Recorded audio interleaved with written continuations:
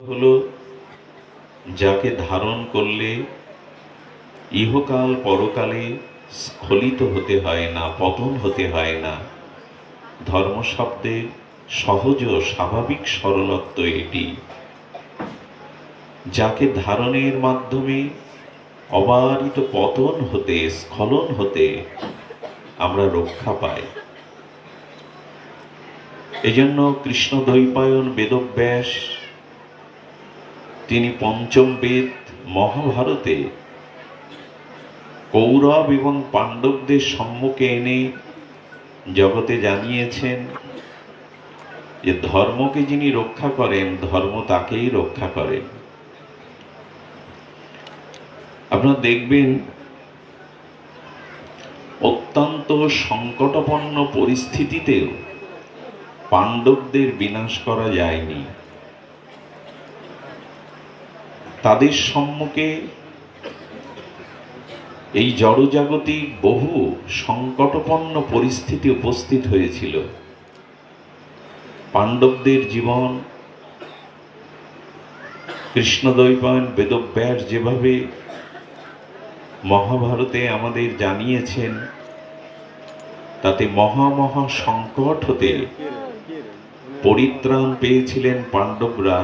তার একটি মাত্র কারণ, পাণ্ডবরা ধর্মকে আশ্রয় করেছিল। এটি আমাদের জানা একান্ত প্রয়োজন। দেখুন, স্বয়ং অখণ্ড পরতত্ত্ব ব্রহ্মাদিরও বাঞ্ছিত অনাদিরাদি সর্বকারণের কারণ অখণ্ড অদ্বয় পরতত্ত্ব ভগবান শ্রীকৃষ্ণ পঞ্চ পাণ্ডবদের সাথে ছায়ার মতো, সজ্জনগণের মতো, মিত্রগণের মতো, এমনকি তৃতীয় পাণ্ডব অর্জুনের রথের সারথি অর্থাৎ একজন দাসের মতো, চাকরের মতো তিনি পঞ্চ পাণ্ডবদের সাথে এভাবে সর্বদা তাদের রক্ষা করেছেন, ছায়ার মতো সঙ্গী হয়েছেন। কারণ কি? কারণ ভগবান নিরপেক্ষ তত্ত্ব হলেও তিনি জানিয়েছেন যেখানে শ্রী, যেখানে ভগবান, যেখানে ধর্ম, সেখানেই বিজয়। মানুষের মনে প্রশ্ন জাগে যে বর্তমান তো অধর্মের জয় আমরা দেখছি, কিন্তু না, সেটা বেশি দিনের নয়। অধর্মের অভ্যুত্থান হতে পারে, অধর্ম কিছুদিন প্রতিষ্ঠা পেতে পারে, কিন্তু তা চিরন্তন নয়। অধর্মের অভ্যুত্থান মাঝে মাঝে হলেও অধর্ম চিরস্থায়ী প্রতিষ্ঠা পেতে পারে না। এই জন্য পঞ্চ পাণ্ডবদের এই মহাধ্বংসের হাত থেকে, মহাসংকটের হাত থেকে বারবার ত্রাণ পাওয়ার উপায় ধর্মকে আশ্রয় করার জন্য। ভগবান শ্রীকৃষ্ণ কেন অর্জুনের রথে সারথি হতে যাবেন? এই জন্য যে পঞ্চ পাণ্ডবকে যদি আমরা বিচার করি, এরা কারা, তো লক্ষ্য করবেন পঞ্চ পাণ্ডবদের সম্পর্কে বলতে গিয়ে বলা হচ্ছে যুধিষ্ঠির মহারাজ সাক্ষাৎ ধর্মরাজ, অর্থাৎ যুধিষ্ঠির মহারাজ সাক্ষাৎ ধর্মের মূর্তি। ধর্মের যদি কোনো রূপ দেওয়া যায়, তো যুধিষ্ঠির মহারাজ হলে ধর্মের স্বরূপ বা ধর্মের রূপ, প্রকৃষ্ট রূপ। ভীম হলেন ধর্মযুক্ত বল। ধ্যান দিন, এগুলি আপনার মধ্যেও যদি থাকে আপনি বিজিত হবেন। আপনার পরাজয় লেখা হবে না, আপনার পতন হবে না। প্রথমত আপনার মধ্যে থাকতে হবে যুধিষ্ঠির স্বরূপ ধর্ম, ভীম স্বরূপ ধর্মত বল, অধর্মের বল নয়। ধর্ম, ন্যায়, সত্য, আদর্শের বল, এটা ভীমের প্রতীক। অর্জুন হলেন জীবত্বের প্রতীক। নরনারায়ণ রূপে এসেছিলেন কৃষ্ণ এবং অর্জুন, জীবত্বের প্রতীক। নকুল হলো বুদ্ধির প্রতীক। আর সহদেব যিনি, তিনি শাস্ত্র বলেছেন সুন্দরের প্রতীক। যদি আপনার সাথে ধর্ম থাকে, ধর্মযুক্ত বল থাকে, যদি আপনি ধর্ম বুদ্ধি সম্পন্ন হন, যদি আপনার ভিতরে ধর্মীয় শুদ্ধতা সদাচার থাকে, তবে সেই জীবসত্তার ভার ভগবান নিজে গ্রহণ করেন। আচ্ছা, পঞ্চ পাণ্ডবদের সাথে আরেকটি শক্তি ক্রিয়া করেছিল, খুব মার্মিক কথা। সেই শক্তি ক্রিয়া না করলে পঞ্চ পাণ্ডবদের প্রতি এত ভগবান প্রিয়তা বোধ, ছায়ার মতো তাদের সঙ্গী হতেন না। পঞ্চ পাণ্ডবরা ভগবানের এত প্রিয় একটি কারণে, পাঞ্চালী দ্রৌপদীর কারণে। দ্রৌপদী হলো দয়ার প্রতীক, করুণার প্রতীক। খুব ধ্যান দিয়ে শুনবেন, এগুলি আপনার আমাদের মধ্যে কুরু এবং পাণ্ডব দুটো পক্ষই আছে। দ্রৌপদী হলেন করুণা এবং দয়ার মূর্তি। আচ্ছা, আপনার সাথে ধর্ম আছে কিন্তু আপনার মধ্যে দয়া নেই, অর্থাৎ দ্রৌপদী যদি না থাকে, করুণা যদি না থাকে, দয়া যদি না থাকে, তবে সে ধর্ম মঙ্গলময় হয় না, মঙ্গল প্রতিষ্ঠা করতে পারে না। আপনার মধ্যে ধর্ম আছে অথচ দয়া নাই, সে ধর্ম কল্যাণকারী হতে পারে না। করুণা নাই, সে ধর্ম কল্যাণকারী হতে পারে না। আচ্ছা, আপনার মধ্যে বল আছে, শুদ্ধ সাত্ত্বিক ধর্ম বল আছে। বল থাকলে কি হবে? যদি দয়া না থাকে, করুণা না থাকে, তবে সেই বল সত্যকে, সুন্দরকে, ধর্মকে প্রতিষ্ঠা করতে পারে না। আপনার বুদ্ধি আছে, সুমেধা, সুবুদ্ধি, কিন্তু বুদ্ধি সু থাকলে কি হবে? বুদ্ধির সাথে যদি দয়ারূপ দ্রৌপদী না থাকে, করুণারূপ দ্রৌপদী না থাকে, তবে আপনি ধর্ম প্রতিষ্ঠা করতে পারবেন না। আপনার মধ্যে যদি সুন্দরতাও থাকে, তবে আপনি প্রকৃত সুন্দর নন, যদি সেই সুন্দরের সাথে করুণা এবং দয়া যুক্ত না হয়। আমার মনে হয় দ্রৌপদীরও দয়া পঞ্চ পাণ্ডবদের সাথে ছিল বিধায় ধর্ম, বল, মেধা, বুদ্ধি সব কিছুই জয়ী হয়েছে। এজন্য আমাদের জীবনে দয়া আজ নাই, করুণা আজ নাই। জীবের দুঃখে আমাদের হৃদয় কাঁদে, অন্যের কষ্টকে আমরা নিজের কষ্ট বলে অনুভব করি। এই জন্য যতদিন পর দুঃখে আপনি দুঃখ না পাচ্ছেন, পরের বিপদকে আপনি নিজ বিপদ না মনে করতে পারছেন, পরের চোখের জল সেই ভার নিতে না পাচ্ছেন, এই দয়া, এই করুণা যতদিন না থাকছে, ততদিন ধর্ম প্রকৃতভাবে প্রতিষ্ঠা পায় না। পঞ্চ পাণ্ডবের স্ত্রী দ্রৌপদী কেন? আসলে এই পাঁচটা গুণের সাথে, পাঁচটা শক্তির সাথে দয়াটা যদি যুক্ত হয়, তবেই তারা বিশ্বজয়ী হয়, তবেই তারা রক্ষা পায়। আমাদের অনেকের কাছে ধর্ম আছে, করুণা নেই, দয়া নেই। আমাদের অনেকের কাছে বল আছে, অথচ আমাদের হৃদয়ে করুণা নেই। এই জন্য শাস্ত্রে বারবার বলেছেন, যুধিষ্ঠির ধর্মমূর্তি, ভীমসেন বলের মূর্তি, অর্জুন কিসের মূর্তি? জীবত্বের মূর্তি, নকুল জ্ঞান এবং সরলতা বা বুদ্ধি হলো সহদেব।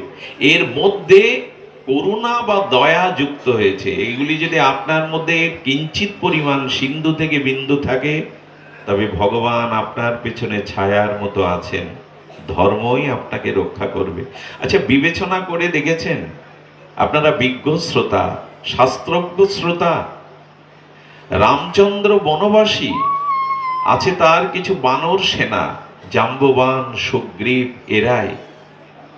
কিন্তু লঙ্কেশ, ত্রিলোক বিজয়ী দেবতাদের ত্রাস, সেই রাবণ স্বর্ণলঙ্কায় নিরাপদ সমুদ্রের ওপারে, রাবণের আছে লক্ষ লক্ষ সেনা, রাক্ষসগণ, মেঘনাদের মতো এবং কুম্ভকর্ণের মতো বীরগণ।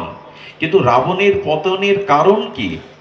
রাবণ রামচন্দ্রের থেকে, কি বলা হয়, রামচন্দ্র এসেছিলেন ক্ষত্রিয় কুলে, সূর্য বংশে, কিন্তু রাবণ এসেছিলেন পুলস্ত ঋষির বংশে, ব্রাহ্মণ বংশে। রাবণ স্বর্ণ লঙ্কায় নিরাপদ পরিবেষ্টিত, রামচন্দ্র বনবাসী হয়ে বনে বনে ঘুরছে, রামচন্দ্রের পিছনে বানর সেনা, কিন্তু রাবণের সম্মুখে বীর যোদ্ধাগণ। রাবণ রথে পড়ে উপবিষ্ট যুদ্ধ করছেন, রামচন্দ্র মৃত্তিকায় মাটিতে দাঁড়িয়ে যুদ্ধ করছেন। এর পরেও রাবণ অমরত্ব পেয়েছিলেন, দেবতাদের ত্রাস যিনি, তার পতনের কারণ কি? তার পতনের কারণ রাবণও ভেবে পায়নি। মৃত্যুর সময় বলে গিয়েছিল ঠাকুর লক্ষণ, রামের থেকে সর্ববিষয়ে আমি শাস্ত্রজ্ঞ, আমি তপস্বী, আমি পুলস্ত ঋষির বংশধর, আমি বীর বিক্রম তেজী, কিন্তু আমার পতনের একটাই কারণ, রামের সাথে ধর্ম ছিল, আমার সাথে ধর্ম ছিল না। রামচন্দ্রের সাথে ধর্ম ছিল, আমার সাথে ধর্ম ছিল না। এই জন্য স্বল্পমস্য ধর্মস্য ত্রায়তে মহত ভয়াৎ।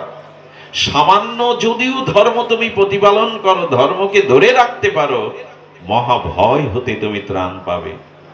আজ মানুষের চিত্তে এত সংখ্যা কেন, এত ভয় কেন? মানুষ আজ এত অস্থির কেন, অনিরাপদ কেন, নির্ভয় হতে পারছে না কেন? পর্যালোচনা করে দেখুন, মানুষের জীবনে আজ ধর্ম থেকে মানুষ অনেক সরে গেছে। এইটুকু বলবো, ধর্ম মানে যাগযজ্ঞ নয়, ধর্ম মানে এরকম ২-১০টা অনুষ্ঠান নয়, ধর্ম মানে হাজার হাজার লোককে একত্রিত করে সেটি লোক সংঘট্ট করা নয়। ধর্ম যা কিছু তা আচরণে, অনুষ্ঠানে নয়। অনুষ্ঠান প্রয়োজন, সংকীর্তন প্রয়োজন, ভাগবত আলোচনা প্রয়োজন, কিন্তু যদি অনুষ্ঠানে আর আলোচনা শ্রবণে এটি সীমাবদ্ধ থাকে, ধর্ম কখনো জাগবে না। কারণ ধর্ম আচরণে জাগরিত হয়, বলাই নয়, শোনাই নয়।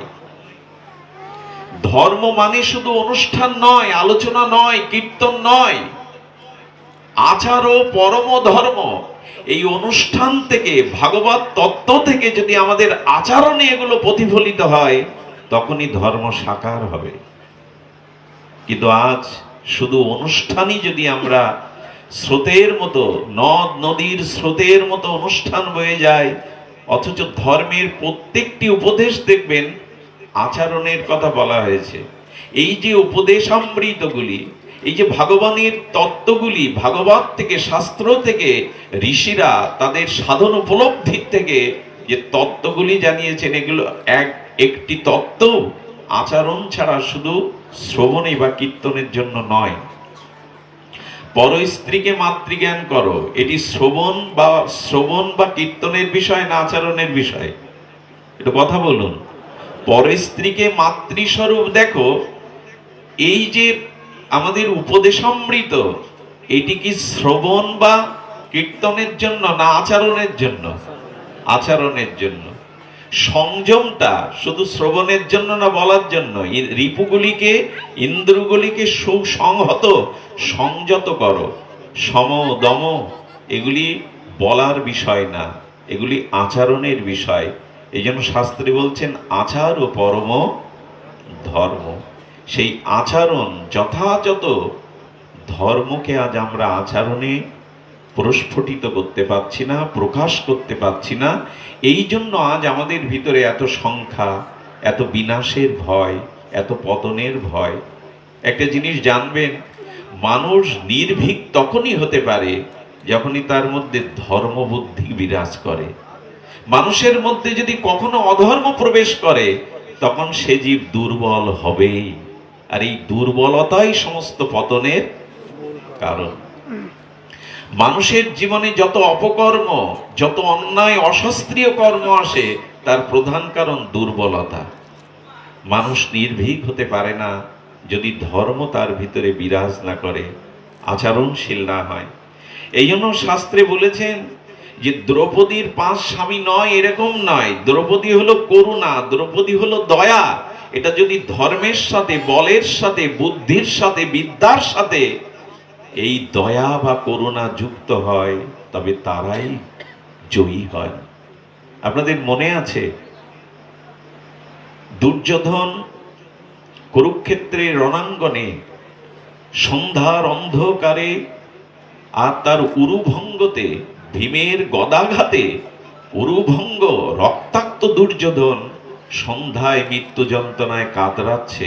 99 ভাই মারা গেছে কুরুক্ষেত্রে রণাঙ্গনে, এই অভিশপ্ত ক্ষেত্রে, আর দুর্যোধন মৃত্যু যন্ত্রণায় কাতরাচ্ছে সন্ধ্যায়। ব্যাসদেব বলছেন, এই দেখো, অধর্মকেই যারা জীবনে গ্রহণ করেছে, কৌরবদের মতো যারা ধর্মবুদ্ধিকে পরিত্যাগ করে অধর্মকে, অহংকারকে, অভিমানকে জীবনে সঞ্চয় করেছে, তাদের পরিণতি দেখো। আজ অন্ধকার তিমিরে শোকাহত দুর্যোধন মৃত্যু যন্ত্রণায় ছটফট করছে, পাশে সমবেদনা জানানোর কেউ নেই। যদি সত্য না থাকে, ধর্ম না থাকে, এক সময় আপনার পতনেও দেখবেন আপনার সমবেদনা জানানোরও পাশে কেউ নেই। যদি ধর্ম না থাকে, সত্য না থাকে, আপনার পতনে সমবেদনা জানানোর আপনি কাউকে একদিন পাবেন না। দুর্যোধনকে দেখুন, মহাভারতের এই পরম ইতিহাসকে সম্মুখে অবলোকন করুন। সে সময় অশ্বত্থামা এলো। অশ্বত্থামা ওই একমাত্র দুর্যোধন বেঁচে আছে, তাকে বলছে, ভুল করেছো বন্ধু। আরে পিতামহ ভীষ্মের অনুরাগ ছিল পাণ্ডবদের দিকে, তাকে সেনাপতি করলে হয়। তুমি যদি আমাকে সেনাপতি করতে, আজও যেটুকু সময় আছে তুমি বেঁচে আছো, আমাকে সেনাপতির দায়িত্ব দিলে পঞ্চপাণ্ডবের মস্তক ছেদন করে আমি তোমাকে উপহার দিতাম। মানুষের পদ প্রতিষ্ঠার কত বড় প্রলোভন দেখুন। 99 ভাই মারা গেছে কুরুক্ষেত্রে, পাঞ্জবদের বিজয় ঘরের দুয়ারে। সে সময় পদের প্রতিষ্ঠা দেখুন। ভীষ্মকে নিন্দা করে দ্রোণাচার্য পুত্র অশ্বত্থামা বলছেন, সখা, সেনাপতিকে তুমি ভুল নিয়োগ দিয়েছিলে। আসলে ভীষ্ম পিতামহ পঞ্চ পাণ্ডবদের প্রতি তার স্নেহ মমতা ছিল, এই জন্য কুরুক্ষেত্রের যুদ্ধে তুমি জয়ী হতে পারোনি। দেখুন, 99 ভাই মারা গেছে, নিজেও মুমূর্ষু, মৃত্যুর মুখোমুখি দাঁড়িয়ে, তবু মানুষের হিংসা দেখুন। ধর্মবুদ্ধি না থাকলে, আদর্শ জীবনে না থাকলে, গুরু গোবিন্দ যদি সম্মুখে আদর্শ রূপে না থাকে, পরিণতি দেখুন। মৃত্যু যন্ত্রণায় কাতরাচ্ছে, তখনও তার হিংসা যায়নি। তিনি দেহে রক্ত তিলক করে দিয়ে অশ্বত্থামাকে বললেন, পঞ্চপাণ্ডবের মাথা যদি কেটে নিতে পারো, আমি অন্তত শান্তিতে মরতে পারবো। আজই আমি তোমায় সভাপতি করে দিলাম, আমি তোমায় যুদ্ধের সেনাপতির দায়িত্ব দিয়ে দিলাম। চিন্তা করা যায়, যাদের ধর্মবুদ্ধি নেই, যাদের জীবনে আদর্শরূপ ভগবান নেই, ত্যাগ বৈরাগ্য নাই, মৃত্যুর সময় তাদের হিংসা দেখুন। পঞ্চপাণ্ডবের মাথা চাইছে।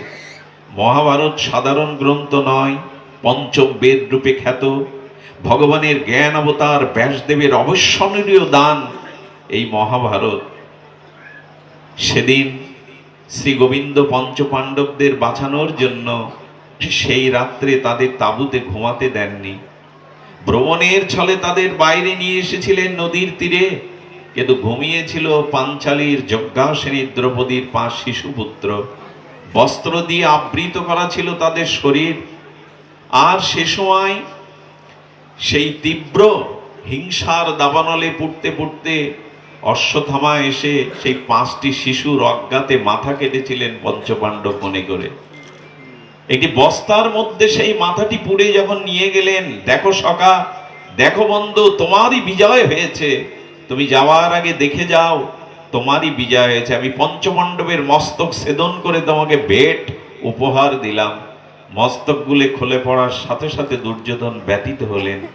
আরে এরা পাঞ্চালীর পুত্র, এই কৌরব পাণ্ডবদের উত্তরাধিকারী, এরা বংশের প্রদীপ দেওয়ারও কাউকে রাখনি। তিরস্কার করলেন, গালি দিলেন।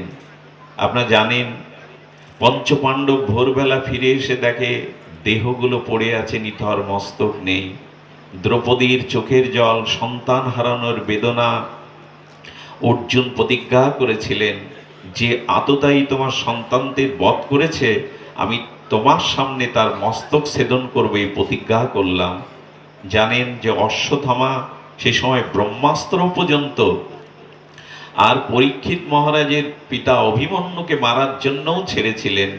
অর্জুন তাকে এনে দ্রৌপদীর সামনে আততায়ীকে বধ করার প্রেরণা গোবিন্দও দিয়েছিল। যারা ঘরে আগুন লাগায়, যারা মা বোনদের গায়ে হাত দেয়, যারা আপনার সহায় সম্পত্তি ছিনিয়ে নেয়, এই অধর্ম আততায়ীকে বধ করা কোনো পাপ নয়। ভগবান গীতায় বলে দিয়েছেন আততায়ীকে বধ করো, এটি পাপ নয়। ধর্ম শিখিয়েছে শুধু অহিংসা পরম ধর্ম নয়, মাঝে মাঝে ধর্ম রক্ষার জন্য, নিজের অস্তিত্ব রক্ষার জন্য যে হিংসা, তাকেই ধর্ম বলা হয়েছে। সামনে সাপ আসলে বিষধর জয় নিতাই বলবেন, জয় গুরু বলবেন, আত্মরক্ষা করুন। সীমান্তে যারা দাঁড়িয়ে আছে দেশ মাতৃকা রক্ষার জন্য, তারা বিদেশি শত্রু দেখলে কি সেখানে ধর্ম প্রকাশ করবে, গলাগলি করবে? আলিঙ্গন করবে না। দেশ রক্ষার জন্য অন্যকে হত্যা করায়। কুরুক্ষেত্রে এই জন্য দ্রোণাচার্যকে, ভীষ্মকে অর্জুনের দ্বারা বধ করালেন ভগবান। এই সামনে থাকতে কোনো হিন্দু কাপুরুষ হতে পারে? আমি একটা কথা বলি আপনাদের, স্বামী বিবেকানন্দ এই বৈদিক সনাতন ধর্মে এসেছিলেন এক বীর বিক্রম সূর্য পুরুষ। যুগনায়ক স্বামী বিবেকানন্দকে প্রশ্ন করা হয়েছিল, একদল সাংবাদিক তারা প্রশ্ন করেছিলেন, স্বামীজি আপনি পাশ্চাত্য অনুভবের দ্বারা অনুভূতি করেছেন, ভারতবর্ষ পদব্রজে হেঁটেছেন, আপনি আমেরিকায় চিকাগোতে বিশ্ব ধর্ম সভায় সমস্ত বিশ্বকে সম্মুখে দেখার সুযোগ পেয়েছেন, পাশ্চাত্য সকল কিছু আপনার অনুভূতি, আপনি হিন্দু জাতি সম্পর্কে কিছু বলুন, এই সনাতনী হিন্দু জাতি সম্পর্কে কিছু বলুন। স্বামীজি বলেছিলেন, হিন্দু ভালো ভালো কিন্তু খুব ভালো না। হিন্দু ভালো ভালো কিন্তু খুব ভালো না। সাংবাদিকরা প্রশ্ন করছেন, ভালো ভালো খুব ভালো না, স্বামীজি পরিষ্কার হলো না।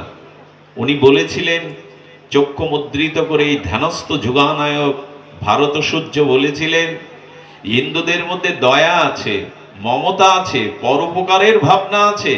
এরা মঠ মন্দির তৈরি করে, 12 মাসে 13 পার্বণ করে, এদের ভিতরে উদারতা আছে, ধর্মবুদ্ধি আছে, শ্রদ্ধা বুদ্ধি আছে, এরা শাস্ত্রকেও মান্যতা করে, এরা মানুষের পাশে দাঁড়ায়। এই জন্য ভালো ভালো বলেছি। এদের অনেক গুণ আছে, কিন্তু খুব ভালো না বলেছি এই জন্য, যখন জাতির রক্ষার প্রশ্ন আসে, ধর্ম রক্ষার প্রশ্ন আসে, তখন এটা সামনে জীবন দেওয়ার জন্য এগিয়ে যায় না। এইটাই হলো এদের ভালো না। এদের নেই কি গুণ? এদের বিদ্যা আছে, বল আছে, শিক্ষা আছে, ধর্ম আছে, মঠ আছে, মন্দির আছে, সনাতনের ইতিহাস আছে বিচ্ছ জোড়া। নেই শুধু ধর্মের জন্য, জাতির জন্য প্রাণ উৎসর্গ করবার মতো সামনে এগিয়ে যাওয়া, পিছিয়ে পড়ে এরা। স্বামীজির এই পর্যবেক্ষণ যথাযথ রূপে তিনি তার চিন্তা দর্শনের দ্বারাই বলেছিলেন। এই জন্য সেদিন ভগবান কৃষ্ণ অর্জুনকে প্রেরণা দিয়েছিলেন, বধ করো অধর্মের। আচ্ছা, ভগবান যদি নিরপেক্ষ হয়, তাহলে তার কাছে শত্রু মিত্র আসছে কেন, ভক্ত অভক্ত আসছে কেন?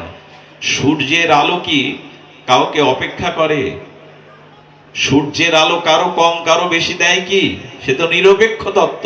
বাতাস তো সমভাবে সবাইকে নিরপেক্ষভাবে তার বাতাবরণ নির্মল বাতাস দিয়ে দেয়। তো ভগবান কি নিরপেক্ষ নন? তার কাছেও কি শত্রু মিত্র আছে? ভগবান বলেছিলেন তিনি নিরপেক্ষ, আত্মারূপে সকলের হৃদয়ে তিনি নিরপেক্ষ হয়ে আছেন। কিন্তু ভগবান বললেন যে দেখো, তোমার কোনো একটি হস্তে যদি গ্যাংগ্রিন হয়, এখানে ক্যান্সারে আক্রান্ত হয়, তখন তুমি নিজে গিয়ে ডাক্তারকে টাকা দিয়ে তাকে অনুরোধ করে হাতটা কেটে ফেলো। এই জন্য হাত কাটলে যদি পুরো শরীরটা বেঁচে যায়, ওই হাতটা কাটাটাই তোমার কাছে তখন ধর্ম হয়ে দাঁড়ায়। তুমি ডাক্তারকে ফিস দিয়ে তাকে অনুরোধ করে তুমি নিজের হাত কেটে আসো কেন? এটা কি হিংসা? এটি হিংসা নয়। পুরো শরীরটা, জীবনটা বাঁচানোর জন্য এইটুকু হিংসা তার নিজের দেহের উপরে করতে হয়।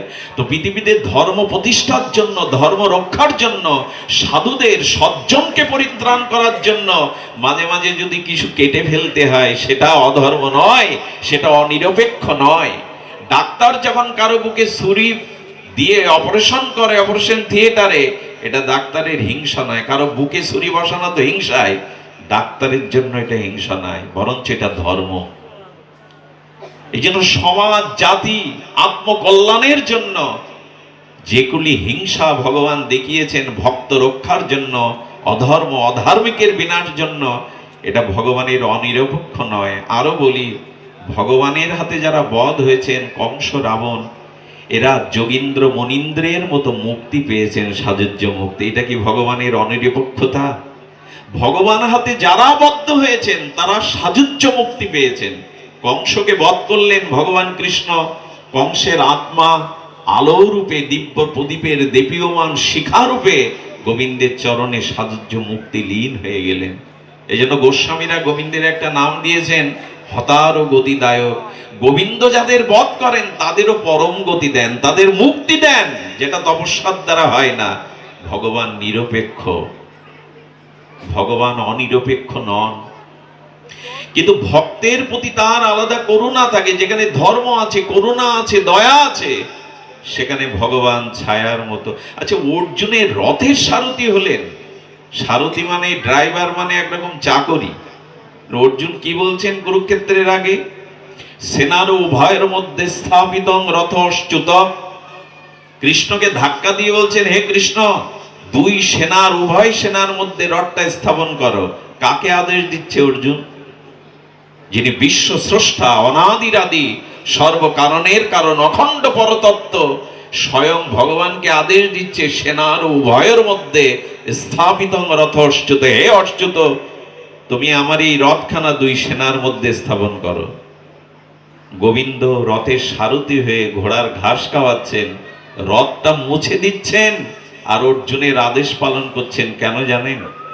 কারণ এই জন্য তোমাদের সাথে ধর্ম আছে, যেখানে ধর্ম সেখানে আমি।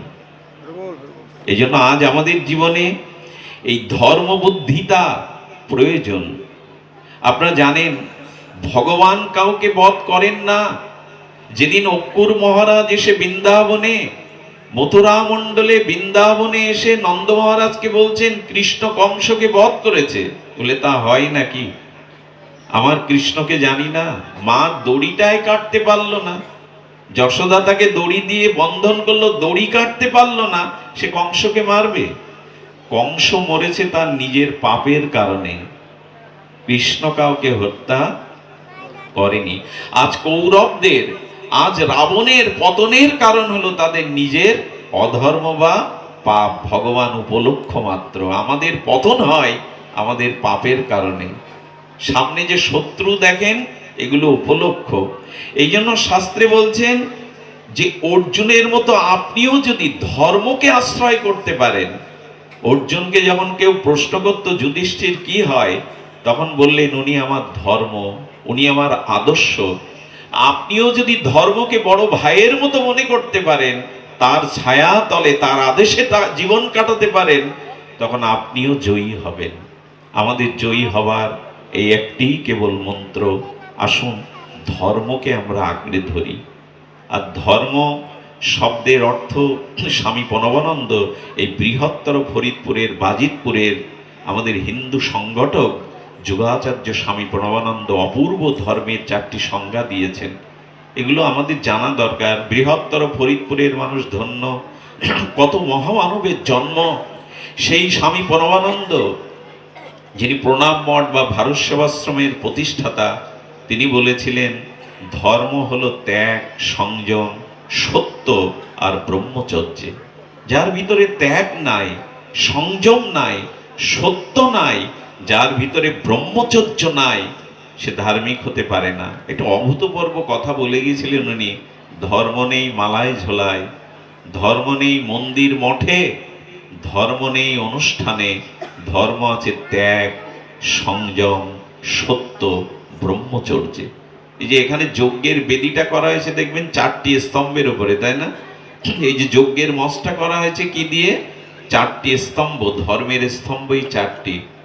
সেটি হলো ত্যাগ থাকতে হবে, সংযম থাকতে হবে, সত্য থাকতে হবে, ব্রহ্মচর্য থাকতে হবে। পাণ্ডবদের দিকে তাকিয়ে তো দেখুন, সেটি তাদের চরিত্রে ছিল।